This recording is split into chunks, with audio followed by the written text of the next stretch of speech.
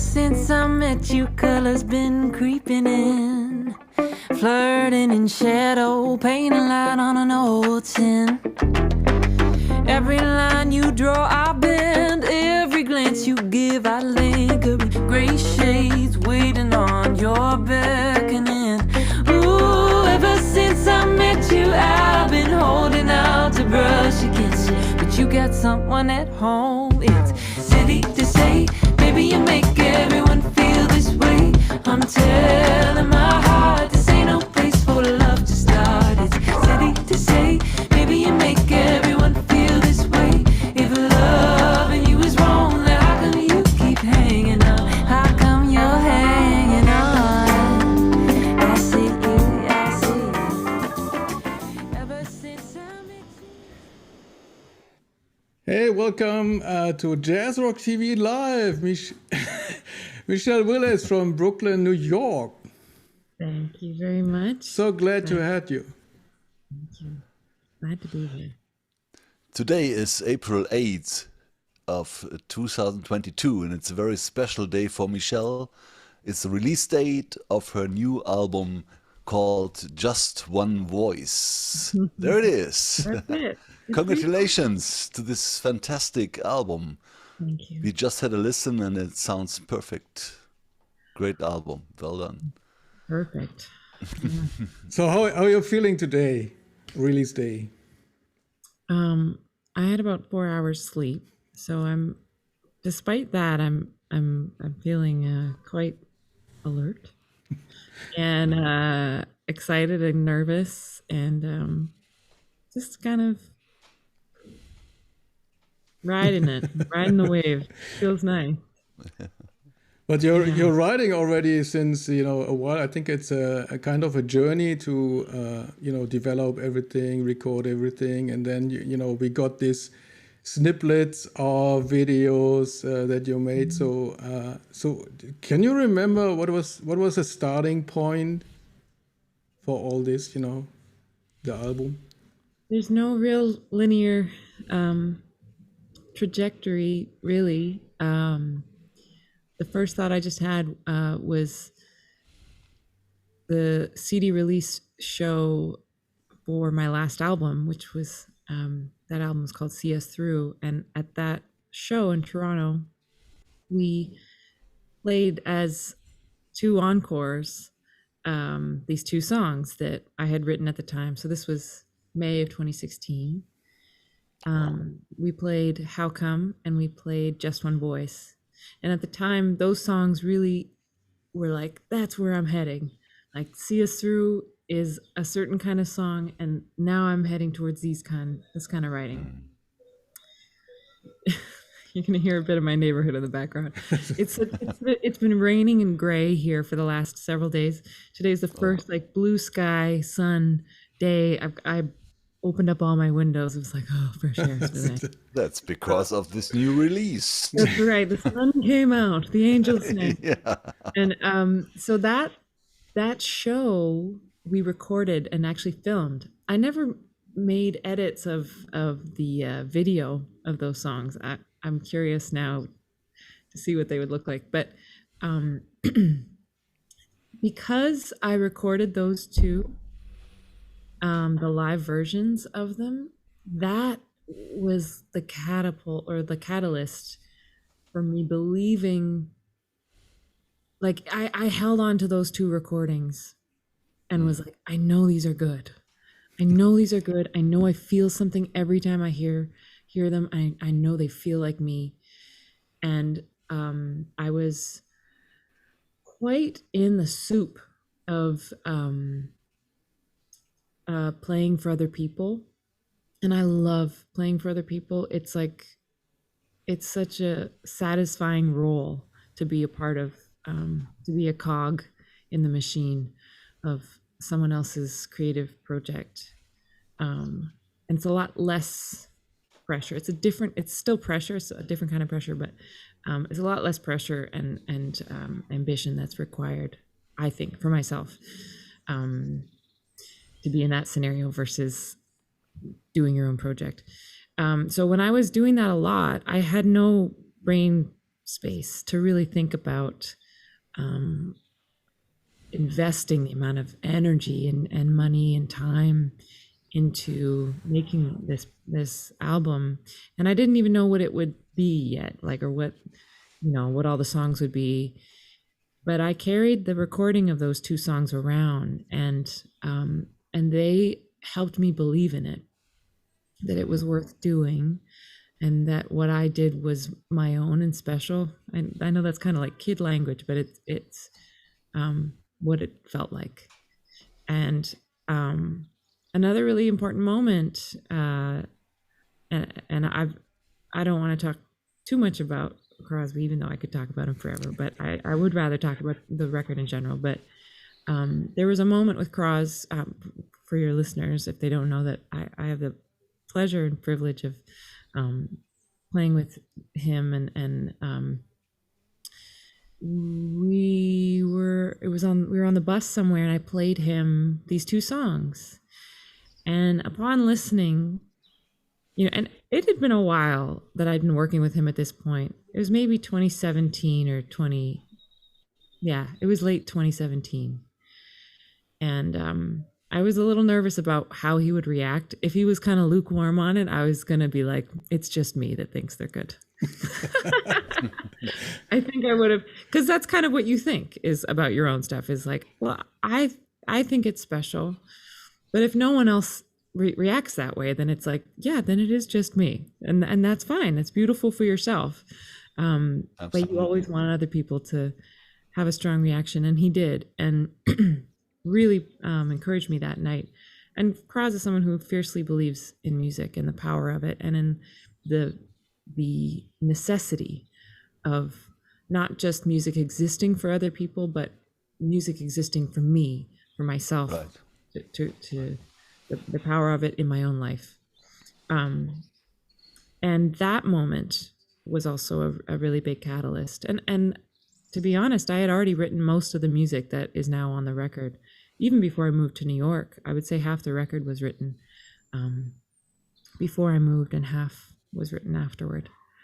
So those were 2 key moments. That show was really cathartic. And that word, cathartic, was the word that I kept saying to Fab, like, this has to feel like a release. It's got to feel cathartic. And that was our guiding force, and that's what that live show felt like, and that's why I made 2 records. I wanted to see what did it the best. I couldn't decide, and so I made a live record. And actually, David came and performed with my band and I in Toronto for that show, and then I made the studio record, and David is featured on it, as well as a whole list of other wonderful artists. Yeah, David Crosby, he's in my eyes, he's a real legend. He's with me since, I don't know, since I'm listening to music since early 70s, and he said some great things about you. Yeah. May I read that? Please do. I love Sorry, it. Michelle. Michelle, I read it. Michelle Willis is so startlingly talented. I don't even know where to start. She's probably one of the best singers I've ever heard in my life. Of all, ever, anybody. One of the very best, one of the top handful. I'm talking about I live in the same world with Joni and Aretha, Bonnie, women who could sing. She's in that league. She's that good. She's an unbelievable, talented singer. David Crosby. I mean, how far can you go? You what else stop to say? Yeah. now. When you heard this first, what did you think? I mean, he's my friend. He says things like that to me, and it's beautiful. It's you know, I can't articulate what that really means. It's so much. It's a lot of things, and I feel really supported by him creatively, and really inspired by him, and grateful. I'm just really grateful. Yeah. Yeah. It's awesome. Talking about inspiration, What music, what artists inspired you first when Michelle started to play piano and sing, and how did it all start with your art? My family, my aunts and uncles are all quite musical. They all have really strong ears as far as singing harmony and playing instruments. My uncle's a fantastic guitarist, and my mom too could play guitar, but she sort of stopped for a number of years. She almost went to school for saxophone, actually. Wow. But that was always around. My Nana loved songs. My Nana just loved old songs. So we grew up with a lot of singing around, and some of it, and our family's also very goofy and silly and practical jokers, all of them. So there was a lot of silly songs and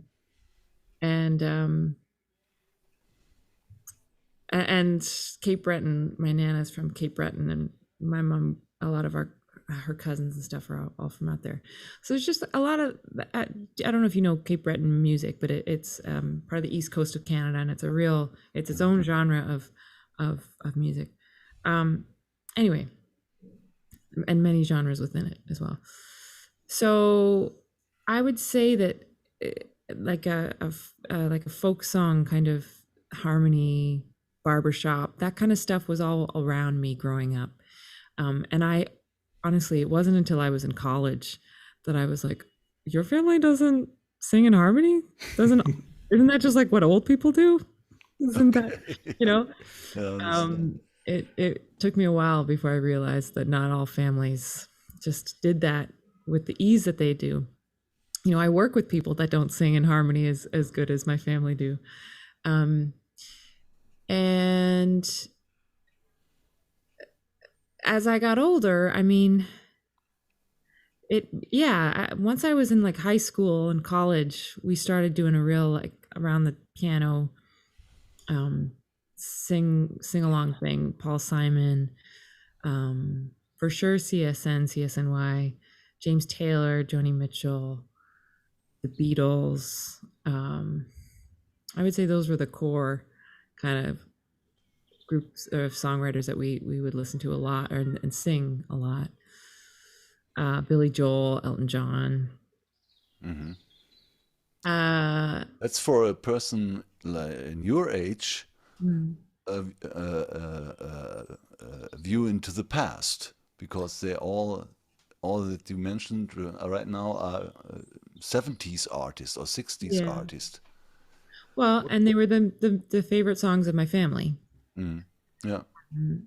And they're timeless songs as well. That's right. Or, you know, we view them as timeless now. Maybe in 50 years we'll be like, that old hack, you know. I doubt it, but they are certainly timeless to me and to so many others. And so yeah, I also really loved jazz music when I was younger, and I got really into Ray Charles in high school. And I don't think I really knew Joni Mitchell and Carole King music until I was like in high school. I had a teacher who also showed me Donny Hathaway, and at the time I was like, not into it. And now I would say Donny is like one of the primary influences of my playing and me just all encompassing as a musician. I have learned so much from listening and lifting his music. But these songwriters and musicians, were these also the inspiration to become, kind of professional musician, or where did you develop, that route, okay, let's approach professional musician life? What's a professional musician life? I'd like to know. Do it for living. Like to know? I don't know. Somebody who does music and makes his living Yeah, I think so. With music. That's a professional musician. I don't actually agree with that. No? Because there are plenty of people who I deeply respect and who have contributed great things to music that had jobs where they made money, and that that's the correct. music didn't make them any money. Yeah, there are lots of great musicians who are not professional musicians in my eyes, you know. You can be a great musician and just do it as a hobby or something, you know. I know plenty of people who, I guess, yeah, that's like, what does the word professional mean to you? Because there's plenty of people who make money playing music that I never, I would say there's probably more people who make money playing music that I don't ever want to listen to. That I don't think That's right. That's meaningful right. music to me. But I think the question is the point of the decision. When did you decide to give your life to music? And I think it's a decision you continually make, because the industry itself is so, I want to say especially right now, but I think that it's always been a challenge, no matter what era you were in, if streaming existed or didn't, you know. I always think of this book that I read about Bing Crosby coming into music in the era of vaudeville. He grew up in that era where singers were taught to project, and then the microphone was invented, and he was kind of coming up right as that happened. And all these vaudeville performers who had made their, you know, were professional musicians making their living performing, that style became immediately out of fashion, because people didn't want to hear loud singers anymore. They wanted to hear intimate sounds of the microphone. And Bing kind of came up and really embraced that as a new technology. A microphone was a new technology at the time, and it put a lot of people out of work, as did the record player, as did the TV. You know, there's always like fear at the beginning of a new technology, and then a bit of it gets adopted and it goes overboard. And, you know, anyway, all that to say that technology has always changed. And I think the changes in the industry and the challenges of it require you to constantly choose it. And I think it was always a gradual rolling forward. And then, like, you know, when I was in high school, I was like, maybe I'll be a flight attendant, or maybe I'll work with older people, because I really like being around older people. And maybe, you know, I didn't think that being a musician was a real job. I think I thought of it as like something that famous people did, and that like people who lived in a world that I couldn't imagine. Like Ray Charles was like a fantasy. Like he wasn't a real person to me. He was just this magical. So a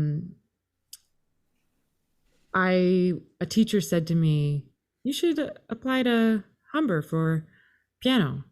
And Humber was the jazz program in Toronto, Jazz College. And I was like, yeah, okay, that sounds scary. And I did that, and I also applied for voice. And in the end, I ended up choosing to go for piano. And that decision was one that I think had a really strong impact on the outlook that I had. I think there's something in that. I don't want to put anything on the program down. It just seemed like at the time that the decision to be a singer in that program versus this decision to be a instrumentalist gave you two very different perspectives on what it meant to be a musician. And whoever it came from, I don't know. I think it's kind of like a systemic thing. But there's like this thing with programs like that, music programs, where they kind of drill into singers that you're not a musician, you're a singer. And that's some bogus shit, you know, if you want to talk about some of the greatest contributors to music that we've had. So anyway, that decision, that to play piano was like, oh, okay, yeah. I mean, I had always been playing piano and wrote music on piano, and I would lift Michael McDonald that stuff, and I would lift Ray Charles and all the stuff that I would hear on like the classic rock radio stuff. So I had a kinship with the instrument, and I felt that it was my instrument. But going to school really deepened that, and it also deepened the performance aspect of it. And I'd been singing in choirs my whole life, but this was a more of an identity, a personal thing. And it's just kept rolling forward. I graduated school, and I said to myself, okay, you got 5 years. If in 5 years you're not like expanding and growing and getting better, then you should stop, because like, don't kid yourself. Don't play music and like struggle in it just for the struggle, because it doesn't give you back enough. The industry doesn't give you back enough. Music will. If you keep growing in music, it'll always give you back. That's why we stay in it. But the industry itself and the lifestyle of it can be quite crushing. Especially the last 2 years, and this another special story. So yeah, and I feel like the more things change, even just the way things are politically all the time, it's like, wow, playing music, like I should be, building houses for refugees. We all kind of go through these like, is what's really helping, yeah. And of course I believe that music helps all of us in our kind of quieter moments or public moments, but yeah, so there's always, I think that that being a musician, you're often tempted as to whether or not you're still relevant in it, or that it's everything that you want it to be, and all that stuff. And hopefully it's a lot of things that you have no idea about. Chick Corea sometimes said something like, if there would be more artists in the world, there would be less war. Yeah. Something, I don't know the right quote, but something like this, and art is peaceful. So this is a good point, Georg, to listen to some more music from Michelle, I think. Yeah, there's some one of the songs I really, the songs are all great, again, I already have the album here, released today, so just for the audience, I think the best place to get it is on your website, most likely, or so. On my website, MICHELLE.ca. Yeah. Because I'm Canadian. So that's coming from your Canadian roots, yeah. Which the website? Yeah, the website, yeah. Yeah, the website is from my Canadian roots. So there's one there, as you just talked about, Michael McDonald. There's one song I really like very much is Liberty. Nice. He's playing background vocals, I think. But as far as I read in one of your interviews on your website, this song is kind of fully influenced by Michael McDonald's vibe of harmonies and singing, and that's how it is. Sort of like, yeah, subconsciously. I definitely didn't think that until we had recorded it. I actually tried recording this on my first record. We tried to record Liberty, and it didn't come out the way I thought was true to the song, so I didn't use it, and it also didn't fit on that record sonically, energetically at all, and but I think those background vocals, they sound like when I wrote them, I was like, oh, this is my thing, but then you listen to them, you're like, oh yeah, no, it sounds like a Michael McDonald part, what you think I should. Yeah. Yeah. But I think it's also the playing of the keyboards. It's very kind of Michael McDonald-ish, or how would you say it? Yeah, it's a bit, So should we?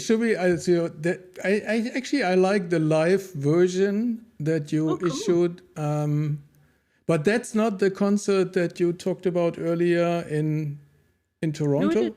Yes. That's the one. Yes. Oh, okay. So let's just watch a minute from that live video if you want. Yeah, please. Promises of future kings, a space to try again. But liberty can't break your fall. 'Cause I don't wanna change like them. Try to be tough like them. Try to pretend that I've seen it all, and I'll see it all again. 'Cause it's hot as hell, it smells like shit in here. I just turn off and wait to arrive, and it will take the magic from it till you see another soul dancing through hollowed eyes. Come over here, chase the attraction. You'll shine like gold when you're new. The game that you love, you're tried and true. It's starting to move too fast for you. And every time I've held another. That's such a great song. Thank you. I'm very proud of that concert. It was really special. It was really, really special. So that we can expect more clips from that show, I assume. Yeah. We'll soon release the live version of How Come. We made a video for it, there's two records. The live one, it's still kind of like we're gonna release an EP for it next month, but it won't be out in its entirety for a little while. But we released a studio version. Well, we released the whole studio record today, and with it we released a version of How Come with all of this footage from us recording that song, among many others. It's not totally synced up with the song itself, but it has all this footage of us in the studio working on that track. And actually there's two clips of the actual take of Michael recording his lead, which is like, just blows me over every time. And in a few weeks we'll release the version of How Come that we did live.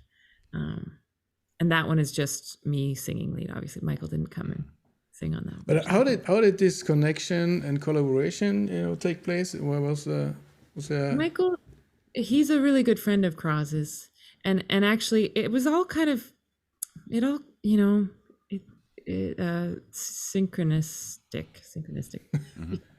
When we recorded that was January, and Cros had just recorded a song. They write together and record together often these last few years, and it was about a month later where Michael was actually performing at the music festival that I'm a part of every year because of my label, because of GroundUP Music. So GroundUP Festival was happening, and I ended up singing backgrounds for Michael at that show with all of my friends. It was like I could count on one hand for sure the amount of shows that felt as spiritual as that show. It was out of this world. So anyway, I didn't really know that was going to happen, that the GroundUP Festival thing was going to happen. But I asked Cros, and this is something I have never done. I mean, David Crosby has a lot of famous musicians that I would love to work with that he knows, that I'm sure are like in his iPhone. But Oh, my roommate is home. Hi, Gabe. I'm just doing an interview, just so you don't think I'm talking to myself. Okay. And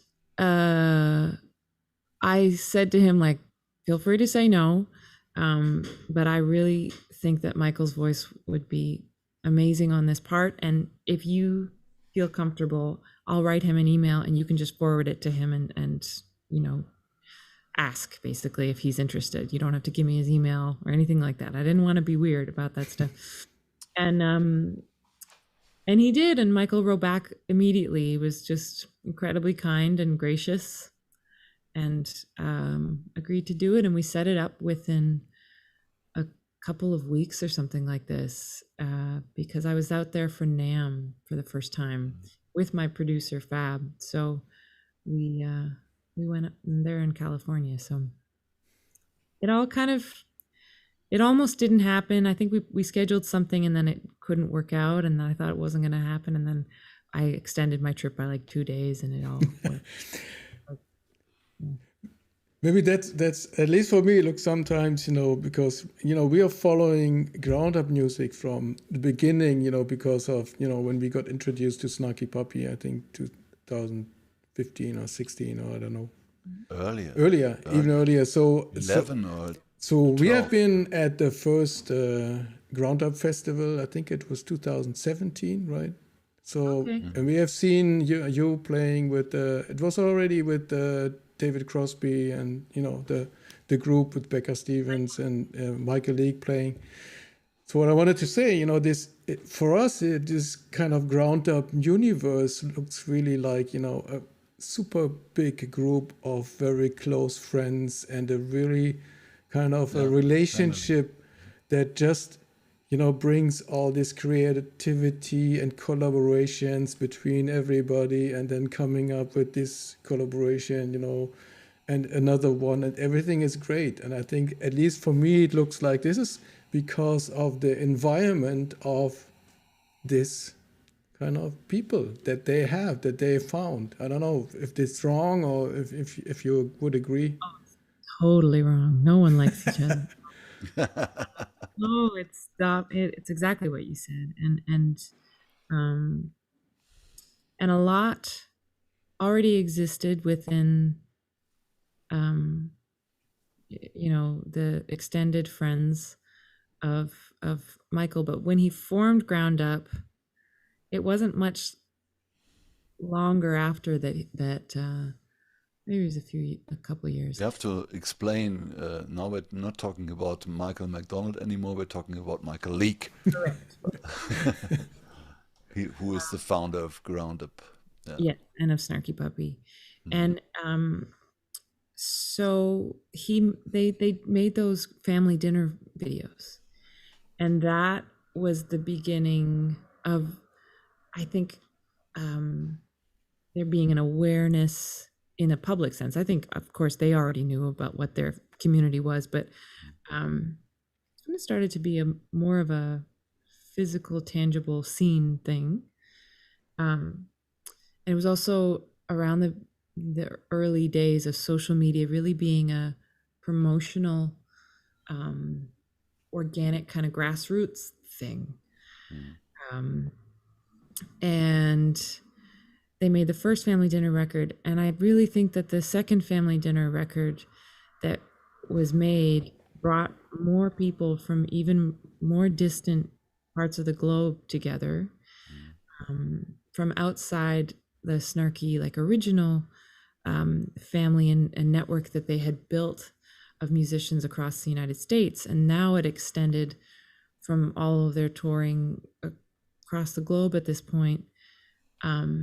And what was forged in that week of recording, so that recording session was Family Dinner Volume 2, and he invited all these different artists from all over the world and got them to pair together to perform music together.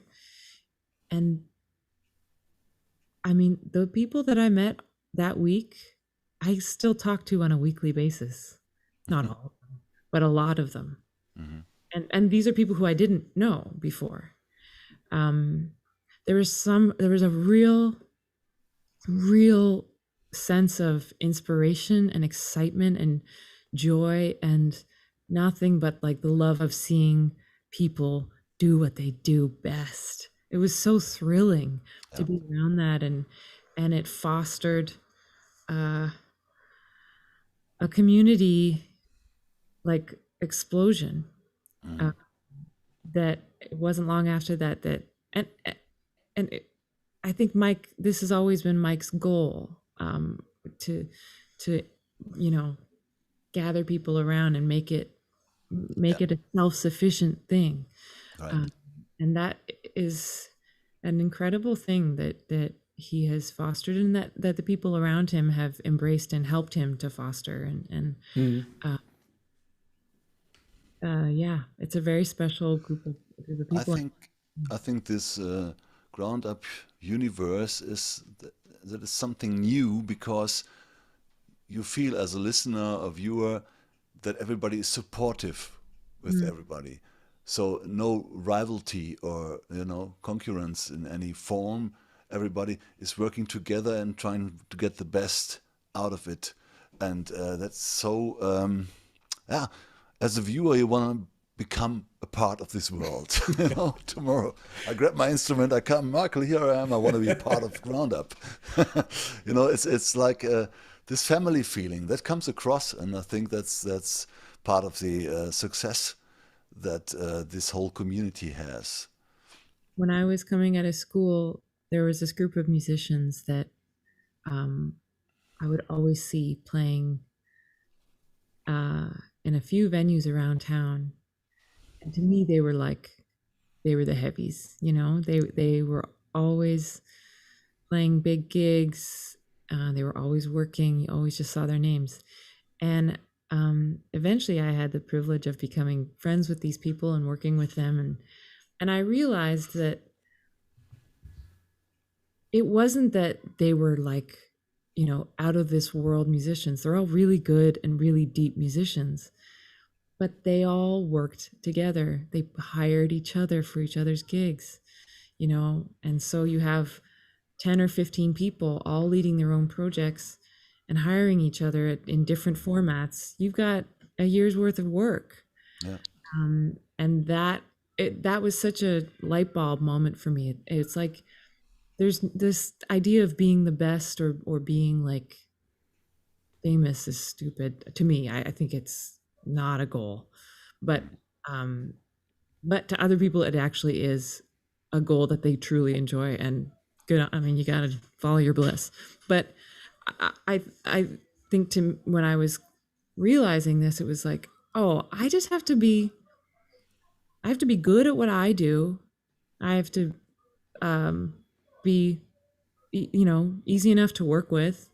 And if I like the people that I work with and they like me and I'm good at it and I show up and I do a good job, you're fine. You know, you don't have to have this. And of course we all have this internal voice in our head that's like, you got to be better and you got to know more chromatic scales. You got to know, no, I don't think anyone thinks that. But, you know, you have your list of things that you think you're not good at enough. But ultimately, as far as like having a career, and it's like, yeah, I just have to be cool, and by cool I just mean like nice to work with and show up on time and whatever, and be good at what I do, like decent at what I do, and that all that to say, finding your people is what I'm trying to say. I started talking about myself. But finding your people and finding your community is the path to like longevity and growth and all of that. That's where you challenge each other, and yeah. Yeah. So coming back to your album and your songs. So I've seen the Monday night shows that you did, coming out of the Corona situation. And I was really amazed. About the repertoire, that you have, all these songs in, your mind, just on demand, playing Joni Mitchell and whatever, So When you start to write your own songs, how does it start? You're starting on the piano, or you have a favorite place, a favorite instrument, or is the lyrics coming first, or what is the process to develop your song, or where's the starting point? This is one of those questions that gets asked, I think, of songwriters a lot, and I think my answer is always different. But right now, the first thing that came to my mind was that I listen, which sounds maybe a little pretentious to say, but that my method is not to, I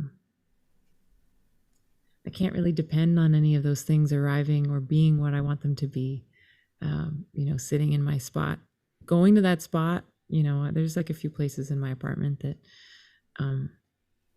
I like to be. Where I am right now is the front of my apartment. And now it's kind of, since COVID, it's been transformed into like the live stream area, which is kind of in some ways beautiful, and in some ways it's depressing because there's just cables. Yeah. But what's beautiful about this area is that all my instruments are here, and the sun throughout the day is just gorgeous. It's southwest facing light, and I've got this like plant jungle. If I didn't think that my whole camera center thing would get thrown off, I would just show you right now. It's the best. It's like my little plant jungle with my instruments. So yeah, I love sitting here. I love being in my back fire escape, but I love having my journal and the pens that I like to use, and I like being up early in the morning, and all these things create a sense of inspiration to me. And sometimes I wake up hearing a line and then I start running with it, and I go with a lyric, or sometimes it's a melody. But really, the more that I do this, the more I realize that the actual way to start writing is by listening to what's going on in my head. That's the way to go for it. Sometimes it's a melody, sometimes it's a lyric, but yeah. An idea that's flying around and needs to be caught. Yeah.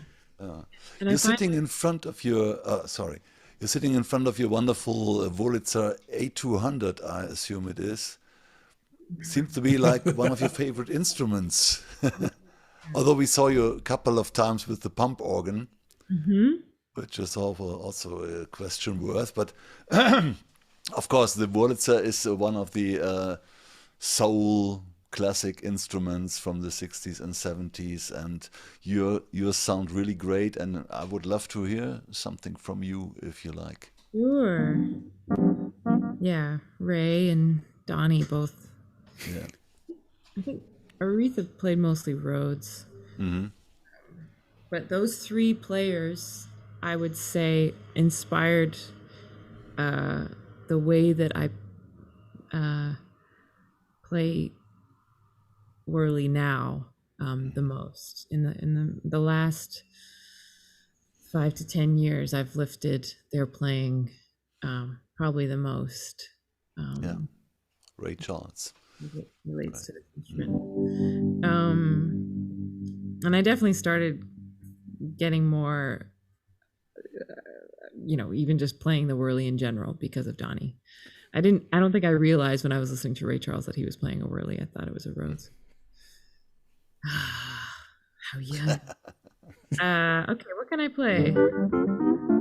Whatever you like.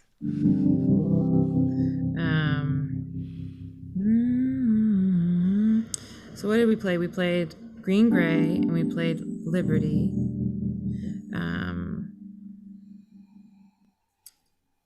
I'll play Janet.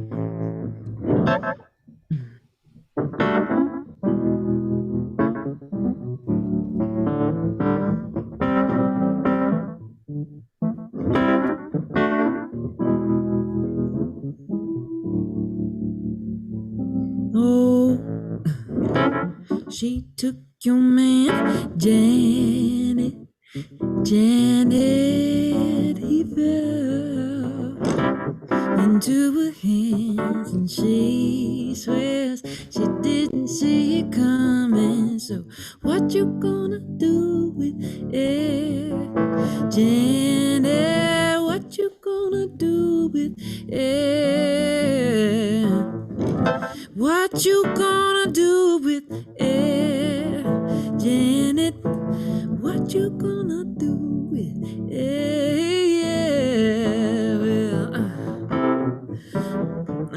Oh, it's an ugly thing, Janet. Janet, those wounds you're carrying, you're tugging at your own skin, and Janet's gonna eat you up. You're pouring your sweet love into a bitter cup. Don't you remember? You let him go. You said goodbye and now you're crying while somebody takes him home. So what you gonna do with it? Janet, what you gonna do with it?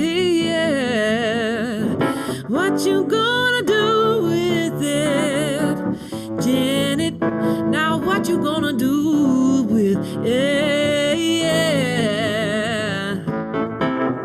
I know you gonna make it right down your own way in your own time, and I know you got the time. You're just sitting at home, feeling alone, can't spend your whole life looking behind. You got to let it go for the sake of your soul. Dang girl, make it right. So what you gonna do with it? Janet, what you gonna do with it? What you gonna do with it? Janet, come on, what you gonna do with it? Come on now, what you gonna do with it? Now what you gonna do with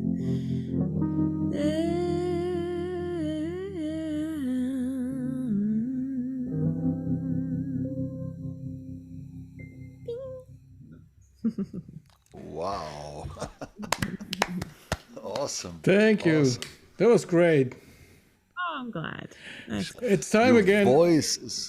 Your voice is such it's ear candy. Oh. And your piano playing is so funky. I mean, I can't believe it. It's awesome. I could listen all day. 2 days, 3 days. So you need to listen every Monday. No, it's once in a month, right? Twice a month. Twice yeah. a month. So maybe you can you started this on Patreon a few weeks ago, so I can put the website in as well. But maybe I think that's a great thing that you started in Corona and now continuing on Patreon. Maybe you can tell the audience what that is, and because really everybody have to sign up for that. Oh, thanks, Georg. Yeah, it was kind of born out of necessity, both musically and financially too. I mean, it was sort of the only thing that kept me afloat really during COVID. And it became in a kind of a spiritual sense, this release, you know, a place to release all of the tension that that I was feeling, and certainly that people who would send what had happened was that I would post and say, okay, you know, what are you feeling this week? It feels like there's a lot of tension about this kind of thing, or, you know, this news thing. Now we wear masks or whatever. Like it, you know, the news was so explosive all the time and still remains. And I would put out a theme and people would send me song requests based around that theme. I learned a ton of music I had never heard before. And I also learned a lot of songs that I'd wanted to learn, but never, you know, had the time to set aside. And every week I would post that. And then every Monday night, people would tune in and I would play live stream, and some of it would be the songs that people requested. Some of it was songs that I just wanted to do myself. And I would always play plenty of my own songs. and it was quite cathartic. It just felt like, and I got to know all these people's names by their digital, like, that people have never met in real life. I feel like I know now. Yeah. There's a handful of people who are now on the Patreon that are like my Monday night piano bar lifers, and I know what kind of songs they like, and it's great. I learned, I think I tallied it towards the end. There was around 150 songs over a year and a half, and now I just transferred it, as it started out over Facebook and Instagram as live streams, and I really wrestled with that because COVID then took all of our live gigs, and before that, streaming took all of our royalties from the actual work that we create. So it was like, damn, where is it, like, now where do we go? And so putting music on the internet that has maybe 2,000 views in a night, it kind of made me uncomfortable, because I don't like the assumption that music should be free. I love that music is free, in that it has no, like, I haven't articulated this thought in my brain yet, so forgive me if I end up wording something incorrectly, but music exists. It in itself is a gift to everybody. But musicians, this is what we do, and what we do is also like a service, and some people can pay for it and some people can't, and that's the way that life is, and that's cool. But I didn't. I'm kind of rambling about this because it's a sensitive subject and it needs to be articulated well. But ultimately, what we ended up doing is turning this into a Patreon thing where everyone who's a part of it is actively a part of it, and it's like a mutually, really, I think everyone who's there wants to be there, and it's really powerful for me because I get to still perform in this time where it's still weird in terms of booking and playing live shows. And if anything, I just grew really fond of, oddly, like this really odd thing where I'm actually looking at my camera. I'm not even looking at your faces because your faces are actually the screen over. So I feel a little rude not looking directly at the camera. But I've grown really fond of this thing of like performing and interacting with people who are like typing things, and I'm like, yes, that song, that's great. And then Cool. So it's patreon.com/BOUTWILLISMUSIC. Willis. So everybody can see it here. So just, click on it. We will also do the links in the show notes. And again, the Monday nights shows have been really amazing. It's just worth it. It was, and I agree. It's and that's coming back to what Ralph and me, we're always saying that it's kind of the spirit of the GroundUP family. Putting everything out. Here's our music. I think that's what you are doing as well. with all the video clips, the great clips from the live show, the video shots. A nice one from the place where you live, I think. In Brooklyn. So I think that's great. And at least I feel that your audience is also feeling that, and the fans, hey, they are just giving it. So I think it's fair. Let's give something back. You're bringing so much, music and inspiration to people. So it's an easy thing, just, to contribute. With Patreon, I think Patreon it's a great platform. We are there as well. But I think it's more important to support, people like you and others, that really create this type of music. That's what I think, just coming out of my head. Don't worry. Everyone's doing their job. And the thing that's cool about Patreon is like, that's what my understanding of how, musicians in the earliest times survived was from patrons. They would commissions or stipends maybe from in certainly very different circumstances, but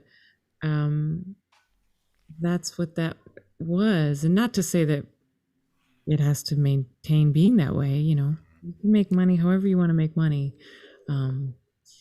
But I like that element of Patreon. I really love communicating on it.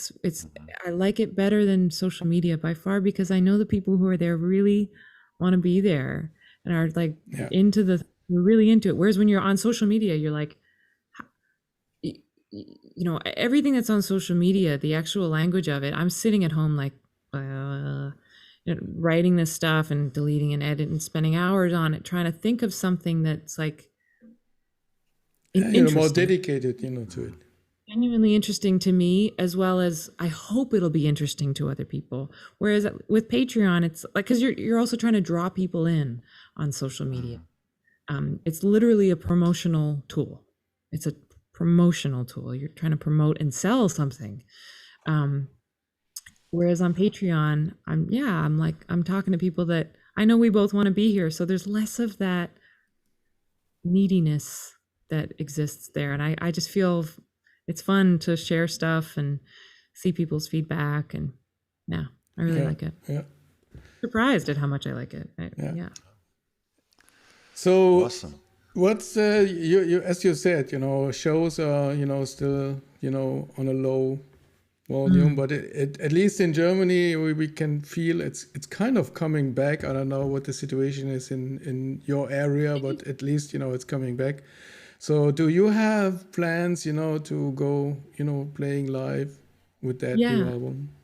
I should say, and it has been back here for many months now. I mean, Omicron sort of shut things down for a little bit, but even then people were still putting on shows. Although right now there's a lot of shows in my world, I see a lot of shows getting canceled still. So it's still touch and go, I guess. I mean, but I'm actually traveling to Europe at the end of this month, but the gigs that I'm doing are more promotional. They're not really public, like ticket buying events, but they will be. And I'm putting in plans to be in Europe again at the end of September. So it's end of September, early October. Okay, that's good. Yeah. Good to know. So let's hope you come to our places, you know. I know you're in Germany, but where are you located? Cologne. Cologne, okay. Cologne. Cool. I saw you're shooting one of the videos in Barcelona. Yes. Yeah, last summer. Yeah, when I saw that, because I was at the place where you shot the video, I was exactly at that place, you know, in December, I think, you know, it was funny. Wow. But I think it most likely, what was the reason? It was because I think Michael Leake is living there. Is that correct?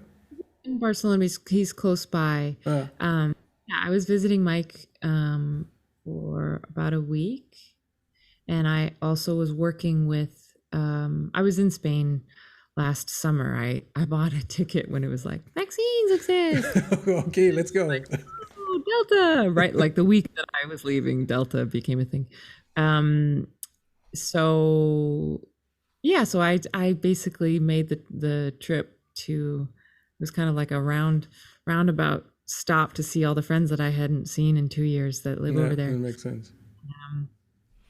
And Mike works with Jep Jorba, a videographer and director there, a lot, and that's how I met Jep. And we made plans to work together. And Jep had just moved to Barcelona from Lisbon, so that's why that Barcelona. And today, did you get a lot of reactions, comments, congratulations, whatever, on your new album? Yeah, I mean, I've been in interviews for the last 3 hours, but which is I don't know if this is a very good thing that I haven't been staring at my phone the whole time.